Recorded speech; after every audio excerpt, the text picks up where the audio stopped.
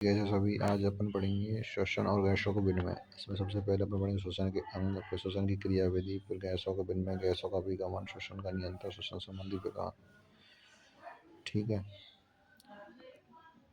अब हम स्टार्ट करते हैं। वायुमंडल ऑक्सीजन और कोशिका में उत्पन्न CO2 के आदान प्रदान की इस प्रक्रिया को श्वसन या ब्रीथिंग, सामान्यतः श्वसन या रेस्पिरेशन बोलते हैं। ठीक है, यानी O2 CO2 को ट्रांसफर होता है, उसको श्वसन कहते हैं। सीधी बात है। श्वसन के अंग साहब प्राणियों के विभिन्न वर्गों के बीच श्वसन की क्रियाविधि उनके निवास और संगठन के अनुसार बदलती रहती है। निम्न एक कशेरुकी जैसे स्पंज, सिलेंड्रेटा, चपटे कृमि ऑक्सीजन CO2 का आदान प्रदान अपने शरीर की सतह से सरल मिश्रण द्वारा करते हैं। जो स्पंज रहवे, सिलेंड्रेटा रहवे, चपटे कृमि रहवे, ऑक्सीजन CO2 का आदान प्रदान सारे शरीर की सतह से सरल मिश्रण द्वारा कराएं। केंचुए अपनी आर्द्र क्यूटिकल को श्वसन के लिए उपयोग करते हैं। कीटों के शरीर में नलिकाओं का एक जाल होता है जिनसे वातावरण की वायु का उनके शरीर में पहुंचते हैं ताकि कोशिका सीधे गैस के आदान प्रदान कर सके। जलीय ऑर्थोपोडा तो मोलस्का में श्वसन विशेष संवहनी संरचना क्लोम द्वारा है। ऑर्थोपोडा रेवन जो भी जलीय है ना, चाहिए स्तरीय नहीं। ऑर्थोपोडा जो कि जलीय है तो मोलस्का में, मोलस्का यानी ऑर्थोपोडा मोलस्का में श्वसन के लिए विशेष संवहनी संरचना को क्लोम एक गिल्स द्वारा होता है। जबकि स्थलचर प्राणियों में श्वसन विशेष संवहनी थैली उपस फेफड़े द्वारा होता है। कशेरुकों में मछलियाँ क्लोम द्वारा श्वसन करती हैं, जबकि एम्फीबिया तो सरीसृप पक्षी स्तनधारी फेफड़ों द्वारा श्वसन करते हैं। उभयचर जैसे मेढक अपनी आर्द्र त्वचा यानी आर्द्र क्यूटिकल नम त्वचा द्वारा भी श्वसन करते हैं। मतलब उभयचर में भी मेढक आर्द्र त्वचा द्वारा श्वसन करते हैं। स्तनधारियों में एक पूर्ण विकसित श्वसन प्रणाली होती है। ठीक है, और मानव श्वसन तंत्र, मानव श्वसन तंत्र में सब एक जोड़ी बाहर नासा द्वारा रह गए जो होठ के ऊपर की तरफ खुलते हैं। ये नासा मार्ग द्वारा नासा कक्ष तक पहुँचते हैं। नासा कक्ष ग्रसनी खुलते हैं। ग्रसनी आहार और वायु दोनों के लिए उभयनिष्ठ मार्ग है। ग्रसनी रहवे ना, जो आहार और वायु दोनों के लिए उभयनिष्ठ मार्ग है। ग्रसनी कंठ द्वारा सांस लेने में खुलती है। कंठ एक उपास्थीय पेटिका जो ध्वनि उत्पादन में सहायता करती है। ये ध्वनि पेटिका भी कहा जाता है। भोजन निगलते समय घाटी एक पतली लोचदार अस्थिर पल्ले एक कंठ अच्छा से ढकी रहती है, जिससे आहार ग्रसनी से कंठ में प्रवेश न कर सके। श्वास नली एक सीधी नलिका है जो भक्ष्य गुहा के मध्य तक पांचवी भक्ष्य कशेरुक तक जाकर दाईं और बाईं दो प्राथमिक श्वसनियों में विभाजित होती है। मतलब कहाँ पे विभाजित होंगी, मेन चीज ये देखो। श्वास नली में एक सीधी नलिका है, ठीक है, जो कि भक्ष्य गुहा के मध्य पांचवी भक्ष्य कशेरुक तक जाएंगी और दाईं और बाईं दो प्राथमिक श्वसनियों में विभाजित हो जाएंगी।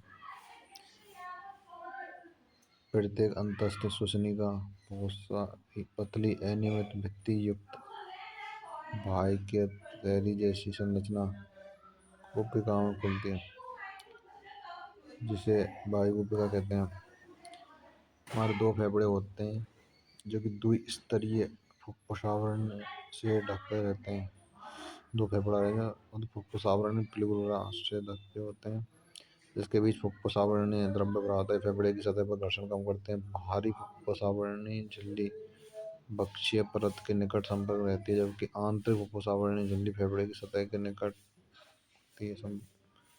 फेफड़े बक्ष गुहा में स्थित रहे हैं। पहली बात है बक्ष में शारीरिक एक वायु रोधी कक्ष है ये, और बक्ष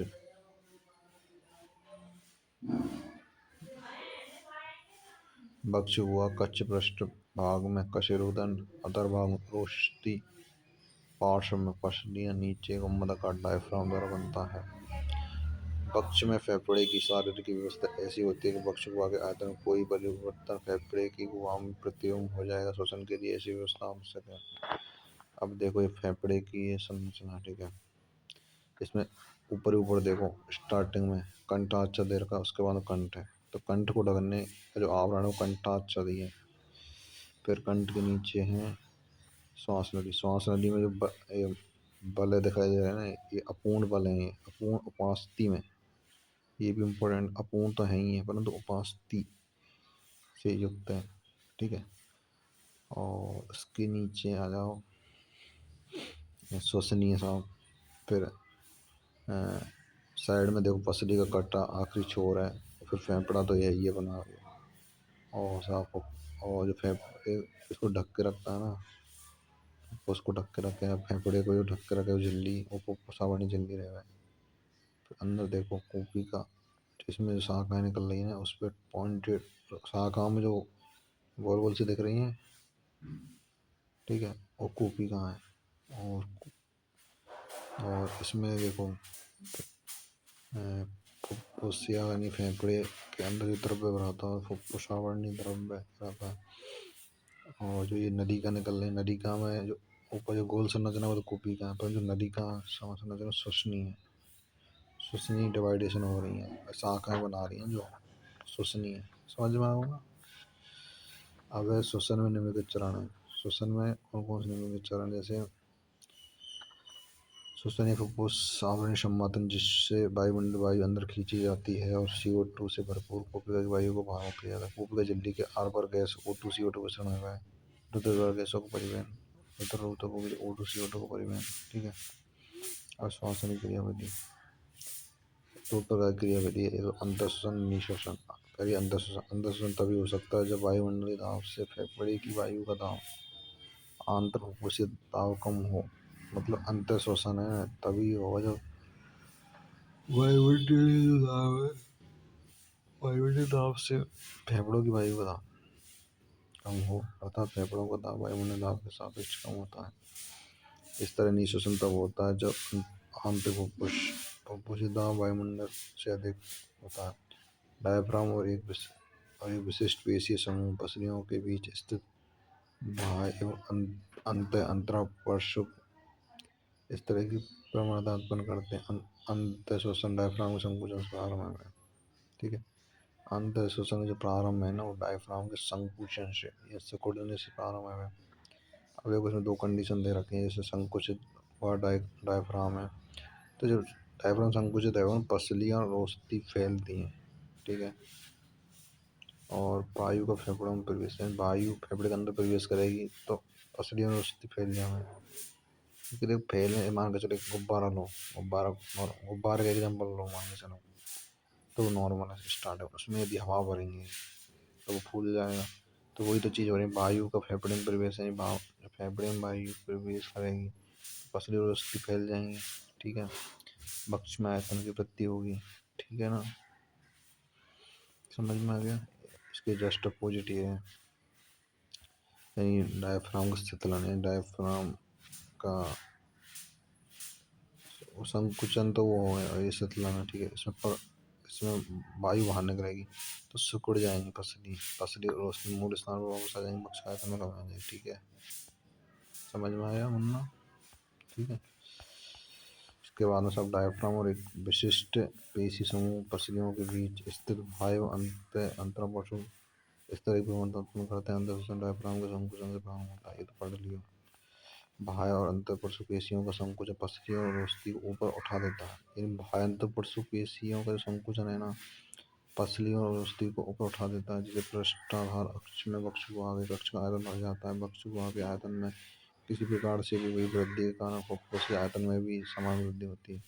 ये समांतर की वृद्धि फुफ्फुस दाब वायुमंडलीय दाब से कम कर देती है, जिससे बाहर की वायु बलपूर्वक फेफड़ों के अंदर आ जाती है, अंतःश्वसन की क्रिया होती है।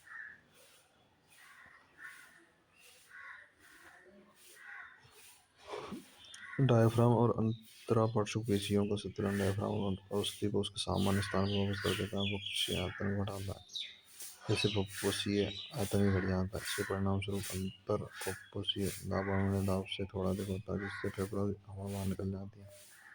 औसतन एक स्वस्थ मनुष्य 12 से 16 बार प्रति मिनट श्वसन कर सके। और जो श्वसन होते हैं इसको स्पायरोमीटर की सहायता से मापा जाता है। श्वसन की गतिविधि है, मैंने इसको स्पायरोमीटर की सहायता से मापा जाता है। देखो, बसी कार्यकलापों को नैदानिक मूल्यांकन करने में सहायक है। अब श्वसनीय संबंधी आयतन और क्षमता, जो कि बहुत इंपॉर्टेंट है और नीट में मल्टीपल बार रिपीट होते हैं। इसमें पहला जोरिया आयतन यानी कि जिसको टाइडल वॉल्यूम बोलते हैं, इसको सामान्य श्वसन क्रिया के समय प्रति श्वास अंतःश्वसित या निश्वासित वायु का आयतन 500 मिलीलीटर होता है, अर्थात स्वस्थ मनुष्य लगभग 6000 से 8000 मिली वायु प्रति मिनट की दर से अंतःश्वसित निश्वासित कर सकता है। ठीक है।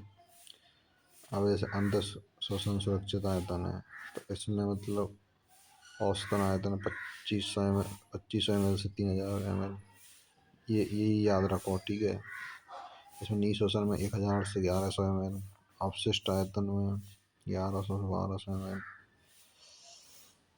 अंतःश्वसन क्षमता में जो टीबी प्लस IRV यानी कि टाइडल वॉल्यूम और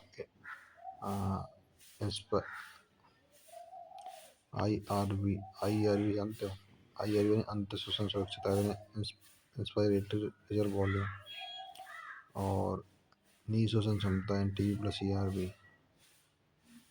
देखो, अंतःश्वसन क्षमता मतलब ये कि जरिया आयतन प्लस अंत श्वसन आयतन से मिलकर बनेगा। निश्वसन जो क्षमता है वो जरिया आयतन प्लस अंतःश्वसन आयतन से मिलकर बने रहेगा।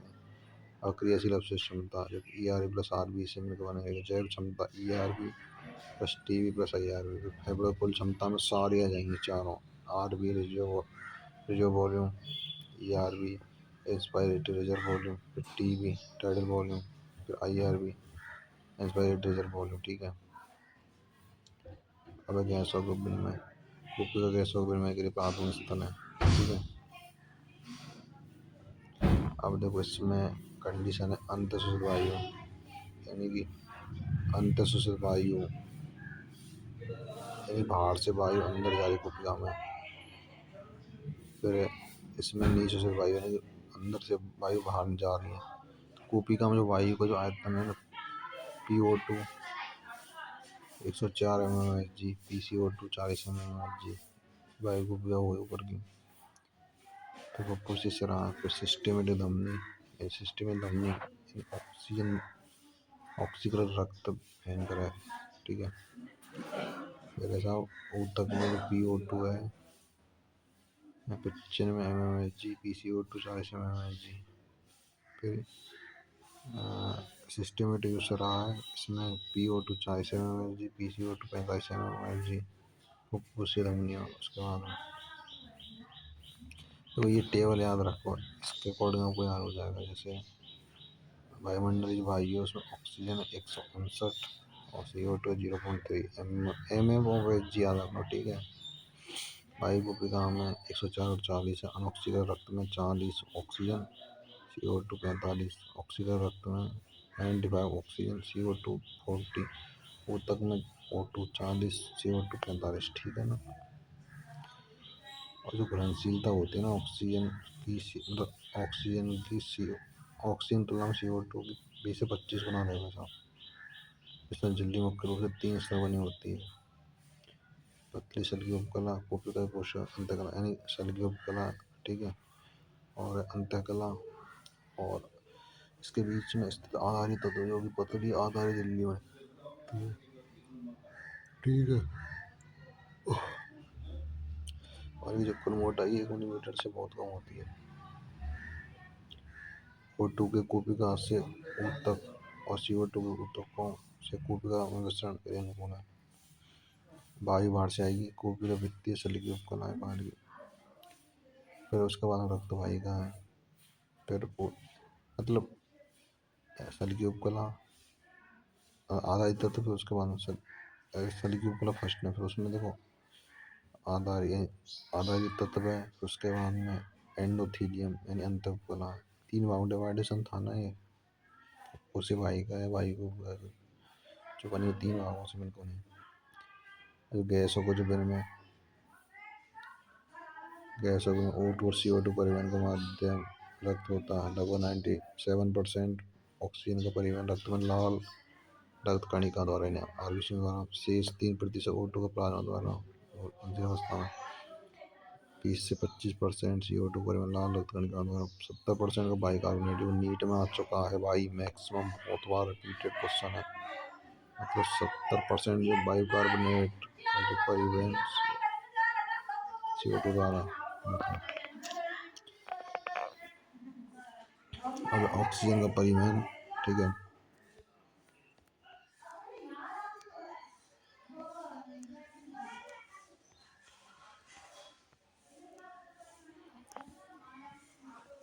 ऑक्सीजन परिवहन हीमोग्लोबिन लाल रक्त कणिका में स्थित एक लाल रंग का लोहयुक्त वर्णक के साथ, और इसमें प्रत्येक हीमोग्लोबिन अणु अधिकतम 4 ऑक्सीजन अणुओं के वहन कर सकते हैं। हीमोग्लोबिन के साथ ऑक्सीजन का बंधना प्राथमिक तौर पर ऑक्सीजन के आंशिक दाब से संबंधित है। हीमोग्लोबिन की ऑक्सीजन से प्रतिशत संतुलित को PO2 के सापेक्ष आलेखित करने पर सिग्मा वक्र प्राप्त होता है। PCO2 H+ आयन सांद्रता आदि घटकों के अध्ययन से अत्यधिक सहायता होता है। कोशिका में जहाँ उच्च PO2 निम्न PCO2 कम हाइड्रोजन सांद्रता होती है। और इधर ग्राफ है, देख लेना, आ सकता है। तापक्रम निम्न रहेगा इसमें, ठीक है। इसके जस्ट अपोजिट जैसे ऊतक में निम्न PO2 रहेगी, उच्च PCO2, उच्च हाइड्रोजन सांद्रता और उच्च तापक्रम रहेगा, ठीक है। प्रत्येक 100 ml ऑक्सीजनित रक्त सामान्य शरीर की यात्रा स्थितियों में ऊतक को लगभग 5 ml ऑक्सीजन प्रदान करेगा। और ऑक्सीजन का तो ये हो गया, और CO2 का 4 ml, ठीक है। अब कार्बन डाइऑक्साइड का परिवहन जो कि कार्बोमिनो हीमोग्लोबिन के रूप में होता है 20 से 25% के रूप में। अब देखो इसमें CO2 + H2 कार्बनिक एनहाइड्रेज अन्य की उपस्थिति में H2CO3 बन रहा है, ठीक है। फिर कार्बनिक एनहाइड्रेज की उपस्थिति में SCO3 - H+। मैंने बताया था CO2 की कितनी मात्रा रहेगी 100 ml में, भी ऑक्सीजन रक्त में 4 ml मुक्त होगी। शोषण का नियमन होगा साहब, मेडुला ऑब्लांगेटा लय केंद्र विद्यमान होता है उससे, और मस्तिष्क के पास पौंस क्षेत्र में एक अन्य केंद्र स्थित हो, श्वास प्रभावी या न्यूमोटैक्सिक सेंटर बोलते हैं। लय केंद्र के पास रसो संवेदी यानी कीमो सेंसिटिव केंद्र, जिसको लय केंद्र के लिए अति संवेदी, CO2 और हाइड्रोजन आयनों के लिए अति संवेदी है। महाधमनी चाप और ग्रीवा धमनी से जुड़ी संवेदी संरचना में CO2 हाइड्रोजन सांद्रता के परिवर्तन को पहचान सकते हैं सब। श्वसन के विकार है दमा, श्वसनीय स्रोत, वातस्फीति, व्यावसायिक शोषण, ठीक है। ये इम्पोर्टेंट है, मल्टीपल बार रिपीट हुए हैं तो याद कर लेना, ठीक है। दमा में श्वसनीय का इफेक्ट है, श्वसनीय स्रोत में